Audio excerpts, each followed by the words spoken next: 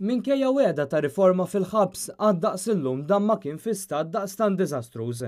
Fil-25 ta' Settembru li għadda l-Ministru Michael Farrugia kien għamel konferenza tal-aħbarijiet u fost l-oħrajn kien wieħed li l-gvern kellu immedjatament jimbarka fuq riforma fil-ħabs.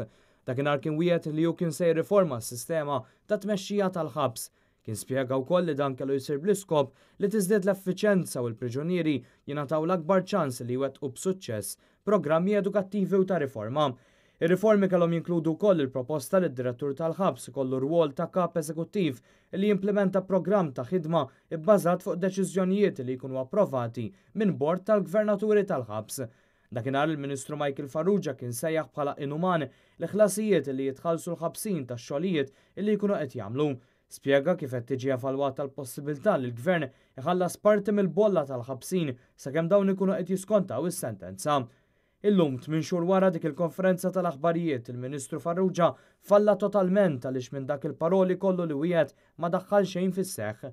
Ftit jimilu biss inqala inċident serju f'Division 3 fejn priġunieri barranin ippruvaw iħebbu għal xi uffiċjali tal-ħabs bit-tmexxija li hi totalment assenti. Hemm imbagħad il-problema kbira li l-uffiċjali u l-membri tal-SRT m'għandhomx l-għodda l-aktar bażika biex ikunu jistgħu jaqdu d-doveri tagħhom kif jixtiequ u kif meħtieġ. ċerti priġunieri saħansitra jidħlu fil-blokk amministrattiv x'ħin u meta jridu bla ebda skorta.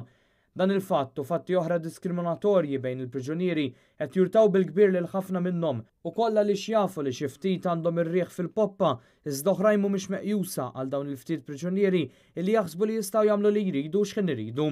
L-problema fil-ħabs attwalment dik tal-abbundanza ta' droga kemm tradizzjonali kif ukoll sintetika. Jirriżulta minn tweġibiet fil-Parlament li tal-Ministru Michael Farrugia stess li huma frekwenti l-każijiet ta' priġunieri li jinqabdu pożittivi bid-droga.